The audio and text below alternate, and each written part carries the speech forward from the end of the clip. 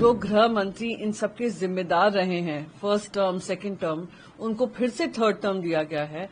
इसमें भूल सुधार करने की बजाय फिर से गृह मंत्रालय अमित शाह जी को दिया है, जो अपने अहंकार के चलते जो ये गतिविधियां हैं उनको रोक नहीं पा रहे हैं।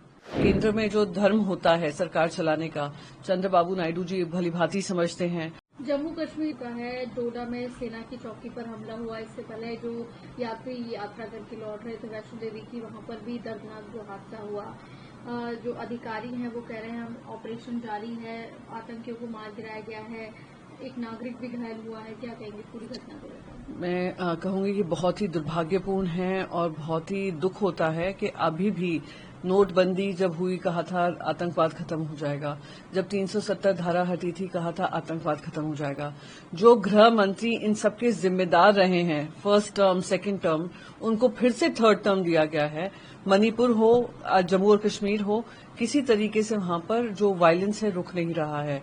पर मैं अपनी आर्मी को पूरा सलाम देना चाहूंगी कि आर्मी अपनी जान पे खेलकर, अपनी जिम्मेदारी समझकर वहां पर पूर्ण तरीके से इन आतंकवादियों को रोकने में लगी है और उम्मीद करती हूं उनको जल्द से जल्द सक्सेस मिलेगी।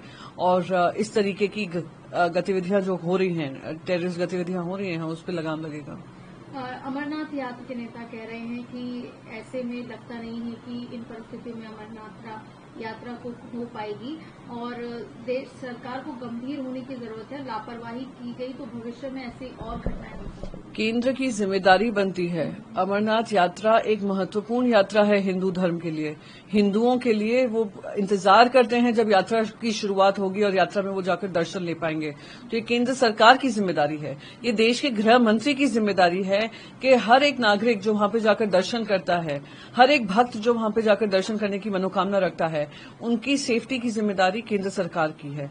और केंद्र सरकार ने इतनी बार वादे कर करके नॉर्मलसी दिखाने की कोशिश की है, पर सत्य यही है कि ये गृह मंत्री बिल्कुल फेल हुए हैं। जनता ने जब आपको वोट दिया है, जनता ने आपकी इन्हीं कमियों की वजह से आपको बहुमत नहीं दिया है।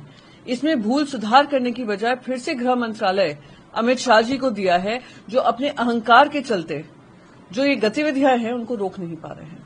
आंध्र प्रदेश के नए ले ली है चंद्रबाबू नायडू ने, प्रधानमंत्री भी शामिल हुए हैं। शाम को जो है उड़ीसा के नए मुख्यमंत्री शपथ लेंगे। क्या कहेंगे? बस यही कहूंगी, चंद्रबाबू नायडू जी जो है एक अहम भूमिका आने वाले समय में लोकसभा में भी निभाने वाले हैं।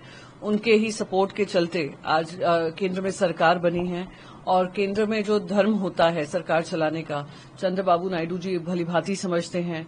वो खुद जो ऑटोक्रेसी का मॉडल बना लिया था प्रधानमंत्री नरेंद्र मोदी जी ने, जहां अकाउंटेबिलिटी नहीं थी, वो खुद उसके शिकार हैं, जहां उनको जेल में डाला गया था।